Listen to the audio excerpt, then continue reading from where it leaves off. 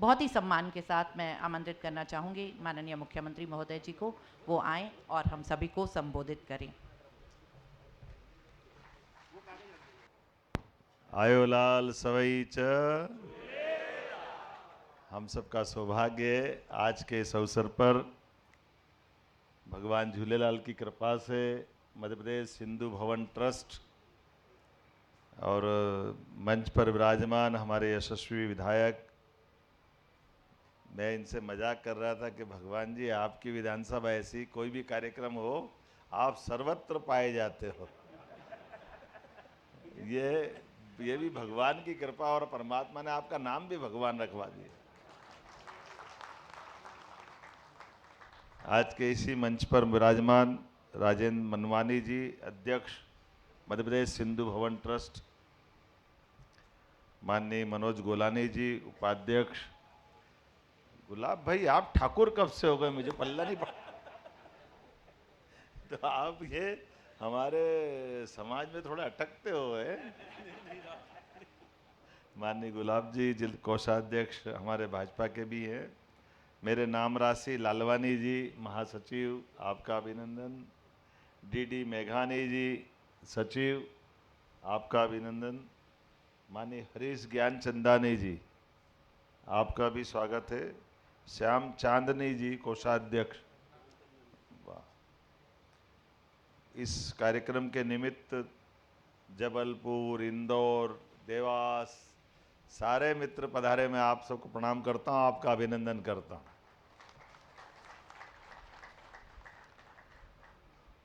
जब मैं सिंधु समाज में बात करता हूं, सिंधी समाज में बात करता हूं, तो मैं अपने आप में गौरवान्वित हो जाता हूं। अपने लिए परमात्मा की दया से इस देश की सभ्यता जिस सिंधु घाटी सभ्यता से जुड़ती है, जब मानव सभ्यता की बात करते हैं तो वो सिंधु घाटी सभ्यता उस समय के अवशेष हमारे लिए पूरे देश और समाज को गौरवान्वित करते हैं। और ऐसे में सम्राट दाहिर सेन, जिनने पहली बार आज ये कश्मीर के अंदर जिस प्रकार का पहलगांव के अंदर कत्लेआम हुआ है और ये जो घटना घटी है, मुझे इस बात का मन में पीड़ा तो है, आप हम सब समान हैं कि ये जो शासन की व्यवस्थाओं के बलबूते पर राजा दाहिर सेन ने भी अरब के आक्रमणों को वर्षों तक रोक के रखा है अपने उस व्यवस्था के बलबूते पर। इस संकट को तब पहचान लिया जो आने वाले समय में भारत को कितने लंबे समय तक काल के आगोश में दबाए हुए हैं। मुझे इस बात का अब फक्र है कि हमारे बीच यशस्वी प्रधानमंत्री राजा दाहिर सेन के मामले को लेकर आगे जा रहे हैं, जिसके बलबूते पर देश के दुश्मनों से जिस प्रकार से राजा दाहिर सेन ने मुकाबला किया था, हेमू कालानी ने अपने आप का बलिदान किया, संत कंवर राम जी की जिंदगी हमारे सामने है, और ये तो हृदय राम संत महाराज की भी एक तरह से उनकी पुण्य भूमि है, मैं उनको भी प्रणाम करता हूँ। हमारे संतों के जीवन में भगवंत ने सब कुछ दिया है, उनकी कृपा से हमारे लिए संत परंपरा है। कई बार हमारे दुश्मनों से अगर झगड़ा है तो झगड़ा क्या है, झगड़ा कुछ नहीं है, केवल हमारे जो मूल सिद्धांत है, जो जियो और जीनो दो में विश्वास करते हैं, जो चीटी मात्र से प्रेम करते हैं। जीव दया ट्रस्ट हृदयराम जी ने बनाया। हम तो प्रकृति से प्रेमी हैं। आज बताइए, हमसे जल से लेकर के जमीन तक जितने प्रकार के प्राणी हैं, उन प्राणियों में सब में परमात्मा देख करके उनको हमने पूजने की संस्कृति रखी। हमने कभी किसी से किसी बात का विरोध नहीं रखा। कोई बात नहीं, आपके देवता ऐसे, आपको भी प्रणाम कर ले, लेकिन हमको तो हमारे करने दो भाई, हमारे देवता से क्या बिगाड़ा है। लेकिन मुझे इस बात का भी मन में आनंद है और आप पे गर्व भी है। अपने सनातन धर्म को बचाने के लिए उस काल में भी जब देश की आज़ादी के समय सिंध प्रांत को बांटने का तत्कालीन सत्ता ने निर्णय लिया, वो जीवन का सबसे खराब निर्णय था, लेकिन देश धर्म के लिए अब अपनी सारी जायदाद छोड़ करके अपने इस देश में आए। मैं आपको प्रणाम करता हूं। सिंधी समाज के लोग धन्य हैं। लोग अपना जमीन जायदाद, मकान, दुकान, परिवार, रिश्तेदार सब छोड़ करके अगर आकर के इस देश के अंदर शरणार्थी बन के आए अपने ही देश में, बड़े दुर्भाग्य की बात है। कहीं और नहीं गए, दुनिया में कहीं नहीं हुआ ऐसा, लेकिन अपने देश में केवल धर्म के लिए। लेकिन उस समय के सत्ताधीशों को शर्म नहीं आई, उनने प्रबंधन नहीं किए, समय पे नहीं बोला। पता नहीं कितने प्रकार के झूठ के भरोसे से आखिरी दौर में हमारे लोग समझे कि देश का बंटवारा कभी हो सकता था। अरे ये कभी नहीं हो सकता था। लेकिन कोई बात नहीं, कोई बात नहीं, चलेगा। हमारे लोगों ने वापस पुरुषार्थ पराक्रम से वापस आग में बाग लगा के दिखाया है। ये सिंधी समाज के लोगों को मैं धन्यवाद देना चाहूं। कुछ नहीं था, कोई बात नहीं, लेकिन दो हाथ परमात्मा ने मुकद्दर दिया है, अंदर का विश्वास है। और इस देश के आबो हवा में सिंध घाटी के लोग हमेशा से अपने पुरुषार्थ के लिए जाने जाते हैं। तो आज अपने बीच में कौन सा ऐसा समाज है जिसके समाज के लोग भूले भटके नौकरी भले कर ले, लेकिन नौकरी करते करते दो काम तो जरूर कोई कर सकता है, तो अपना समाज ही कर सकता है, इसके अलावा कोई नहीं कर सकता। ये हमको क्षमता दी है, योग्यता दी है। तो कष्ट तो, गरीबी, परेशानी, मुश्किलें किसको नहीं आती, लेकिन गरीबियों से घबराए तो काहे का मनुष्य। और मैं भी परमात्मा की वो लीलाओं को देखता हूं कि हम तो भगवान कृष्ण को भी देखो, जो कालिया नाग के ऊपर भी नृत्य करते हुए मुस्कुराते हुए बंसी बजाते हैं। हमारी तो परंपरा गौरवशाली परंपरा है। उस परंपरा से आज भगवान कृष्ण के रूप में ही हम तो झूलेलाल को भी मानते हैं। उनकी जो लीला है, उस लीला के आधार पर कि जीवन में सबका भला होना चाहिए, कोई अभावग्रस्त नहीं होना चाहिए, किसी को कष्ट नहीं होना चाहिए, सबके जीवन में अच्छे अच्छा कर दो। और ये तो आज बदलता समय है। परमात्मा ने कल किसने देखा क्या होगा, लेकिन आज हमारा समाज जिस प्रकार से सिंधी समाज ने अपनी प्रगति की है, ऐसे में इस ट्रस्ट में आया हूँ तो चेटी चंड मतलब साल का नया दिन, और साल का नया दिन हमारा सच्चे अर्थों में गुड़ी पड़वा से ही मनता है। अब भाषा के आधार पे कोई ये बोल दे, कोई वो बोल दे, हमको मालूम है अपने अपनी भाषा में, लेकिन है तो साल का नया दिन। चैत्र हमारा मास का पहला दिन, इसमें चेटी चंड का नया वर्ष ऋतुओं के साथ बदलता है।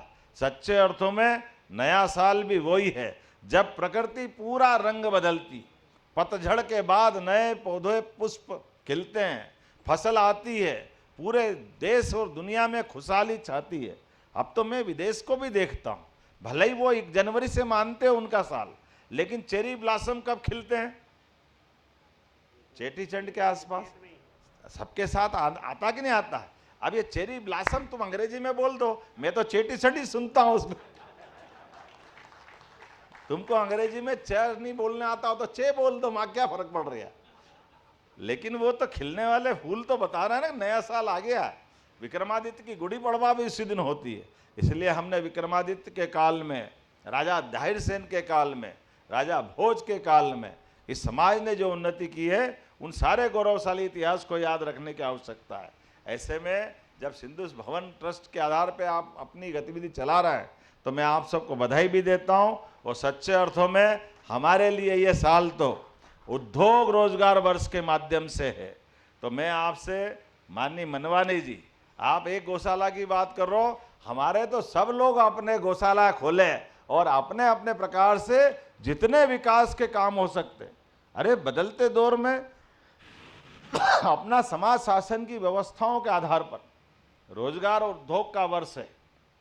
जब हम भारत और भारत के बाहर वालों को आगे बढ़ाने के लिए मौके देने की बात कर रहे हैं, तो आप जो मांगोगे वो तो देंगे ही सही। एक सम्मिलित बैठक करेंगे, उसके अंदर बात करेंगे, लेकिन उसके अलावा भी अपने नए परिवार के लोग आगे जो बढ़ रहे हैं, अब हर एक का परिवार बढ़ रहा है, नए बच्चे आ रहे हैं। आज अपना एक काम है, कल 2 काम और खुलना चाहिए, और सरकार उसमें क्या मदद कर सकती है, उनके साथ बिठाएंगे। आप बाकी भी समाज वालों को बिठाओ, उनके सामने सरकार सारे अपने योजनाओं को बताएगी। जब हम दूसरों को लाभ दे सकते, आपको क्यों नहीं देंगे? आप तो सबसे पहले हकदार हो। आप अपने समाज के नाते से आप जो जो चाहोगे परमात्मा की दया से वो सब मिलेगा। अब आप ही जानो, बताओ, सरकारी नौकरी की अगर अपन बात करें तो सरकारी नौकरी तो सीमित ही होती, बहुत सीमित होती। अब हमने तो जरूर कहा कि भाई हमारी सरकार में 8-10 लाख के आसपास पद है, लेकिन फिर भी हमने कहा कि एक एक खाली पद पे सारे पदों को भर्ती करेंगे। इसलिए सरकार में बैठने के बाद ही 1 लाख पद की भरने की बात कही, लेकिन सरकारी से बात नहीं बनेगी।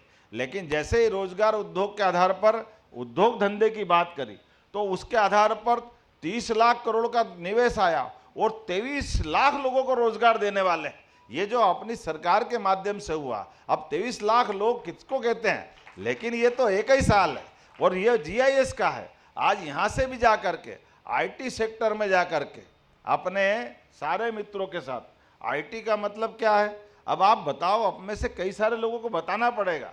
अभी आप ही स्मार्ट सिटी में काम कर रहे हो, काम का अवसर मिल रहा कि नहीं मिल रहा, इसके आधार पर ये गुलाब सिंह जी ठाकुर से पूछो, अपने घर में से सब निकले कितने प्रकार का लाभ देते हैं। अब IT में क्या है, IT का उद्योग मतलब एक बड़ी बिल्डिंग बना दो, अलग अलग कंपनी को किराए पे दो, किराए पे दे करके वो कंपनियां कई सारे लोगों को रोजगार देगी, उस बिल्डिंग के आधार पर कई लोगों को काम मिलेगा। अब कितनी सरल बात है। अब मैं तो यह समझ नहीं पाता हूँ, सरकार की योजना के बलबूते पर एक बिल्डिंग बना करके 100, 200, 400 करोड़ रुपए लगाते हैं, उसके बाद IT के सेक्टर वालों लोगों को कितने लोगों को रोजगार मिलता है।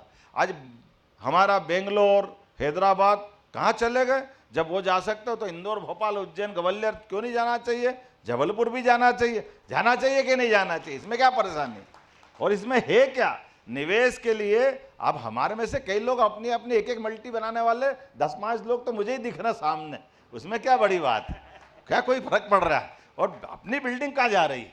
हमारी बिल्डिंग में एक तरह से कंपनी में कोई भागीदार बन के खरीदना चाहे तो खरीद ले, नहीं तो किराए से दे दे, क्या फर्क पड़ता है? प्रॉपर्टी तो अपनी रहेगी।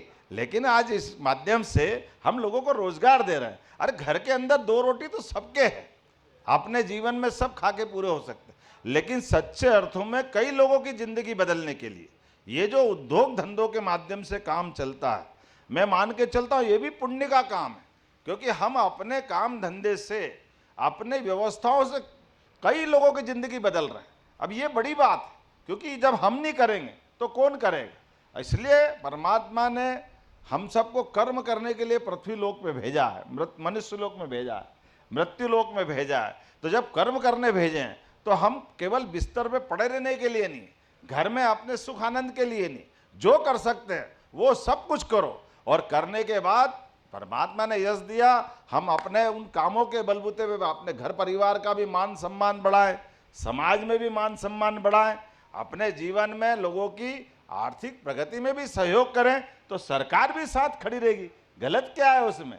इसलिए कि ये सरकारीकरण में कई सारे नाटक है। आप बताओ, पहले उद्योग धंधे खोलने जाओ तो 40 प्रकार की परमिशन लगती थी।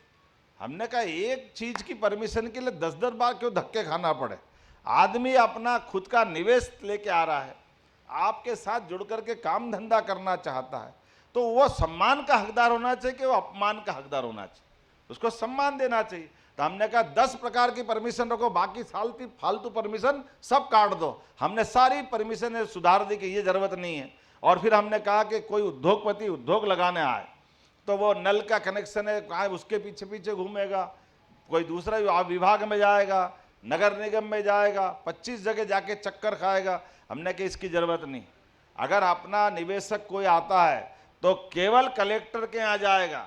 कलेक्टर, सारे सरकारी विभाग तो है, कलेक्टर के माध्यम से उसकी व्यवस्था मदद होना चाहिए। जबकि हम अपने को जल्दी से प्रोग्रेस करना, नहीं तो 8 महीने 10 महीने इस चक्कर में निकल जाएगा। तो जितना जोश से आया वो ठंडा ही हो जाता है। आप बताओ, ये उसके बीच में सुव्यवस्था होना चाहिए। जब हम विक्रमादित्य की बात करते, दाहिर सेन की बात करते, भोज की बात करते, तो ये व्यवस्थाओं में सुधार होना चाहिए कि नहीं होना चाहिए? हमने सब सुधार कर दिया कि आओ आप आज काम करना चाहो, 2 महीने 3 महीने में आपकी फैक्ट्री तैयार करो, धूमधाम से आगे बढ़ो, इसमें कोई परेशानी नहीं। और उससे आगे बढ़ करके भी अपने बीच जो रोजगार परक उद्योग लगाएगा, आज के इस दौर में उद्योग धंधों में नई नई मशीन ले आते हैं, नई मशीनों के बलबूते पे जो काम धंधा करना चाहे वो बड़े लोग हैं, अच्छी बात है, वो भी करें। लेकिन जो छोटे लोग हैं, जो कई लोगों को रोजगार दिला रहा है, अब आप बताओ कि अपने कॉटन उद्योग में अर्थात कपड़े बनाने के लिए, रेडीमेड गारमेंट्स में या इस टाइप के और दूसरे काम में अगर आप 1000 लोगों को मजदूर बनाते, साथ में काम देने के लिए रखते हैं, या हमारे श्रमिक भाई बहनों को, तो हमने कहा कि आपकी फैक्ट्री आप लगाओगे, लेकिन आप रोजगार उद्योग लगाओगे तो उद्योग लगाने में आपको बिजली में, प्लाट में, रजिस्ट्री में, बैंक फाइनेंस में, उसमें तो अनुदान देंगे ही। प्रति लेबर हम 5000 रुपया महीना वो भी देंगे, आप कितने भी लगा। भाई आप तो रोजगार दे रहे हो, तो आपके यहाँ अगर वो रोजगार पा रहा है तो हम उसको अपना रोजगार में योगदान देंगे, तब तो आप उसको रखोगे, नहीं तो मशीन ही सब कुछ कर देगी। तो खाली मशीन से थोड़ी काम चलाना, हमको लोगों की गरीबी दूर करना, लोगों को रोजगार दिलाना, ऐसे छोटे छोटे बहुत सारे प्रयोग हमने किए। आने वाले समय में आप विस्तार से बात करोगे तो विस्तार से अधिकारियों को बिठा के भी बात भी कर लेंगे। अरे हमारे लोग आगे बढ़े और आगे बढ़े और आगे बढ़े, मध्य प्रदेश वाले, इसी के लिए तो सरकार होती है। सरकार क्या होती, इसलिए सरकार के नाते से ऐसे कई सारे बदलाव करते हुए, लेकिन अब जब आपने गौशाला की बात कही, कुछ और काम किया, तो मैं मान के चलता हूं कि आपके सारे विषयों को लेकर के हम बैठ के बात करेंगे। सरकार के आप भागीदार हो, आपके सबके आशीर्वाद से सरकार बनती है, ये लोकतंत्र की खूबसूरती है। और मुझे गर्व है, ये समाज तो सदैव हमारे साथ रहा है, ये कहीं दाएं बाएं जाता नहीं है। ये मनोज जी भी भले ही बैठे लेकिन काम हमारा ही करते हैं, मैं इनको भी धन्यवाद है। अरे अपन सब एक ही भाई, चिंता की कोई बात। तो आज के इस अवसर पर मैं आप सबका आभार भी मानता हूं, और इंडस्ट्री के लिए, आईटी सेक्टर की आज मैं मीटिंग कर रहा हूं। आप जरा छेड़ो मत, जरा मजा नहीं आएगा, बहुत सारी पर्दे की बात पर्दे में रहने दो। लेकिन हमारी पार्टी तो आडवाणी जी को आगे बढ़ाने वाली पार्टी थी। आप बताओ, लाल कृष्ण आडवाणी जी ने पूरा जीवन दिया है, और मैं तो मान के चलता हूं कि सभी सिंध समाज से आए हैं, कई सारे, कोई भी आदमी, वो हमारे लिए जो आपकी ये नी लगाने की आदत है, मनवानी, भगवान दास, सबनानी, और सब हम हिंदुस्तानी, अलग कहाँ हो सकते हैं, तो एक ही तो है, कौन दूर बाहर जा रहा है। तो हमारे देश का नाम हिंदुस्तान, ये हिंदू शब्द आया कहाँ से, सिंधुस्तान से तो आया, तो सिंध नदी के किनारे सारे हिंदुस्तान वासी है। तो हम सब मिलकर के देश प्रदेश की प्रगति में आगे बढ़ते जाएं। मेरी अपनी ओर से सबको शुभकामना, बहुत बहुत धन्यवाद।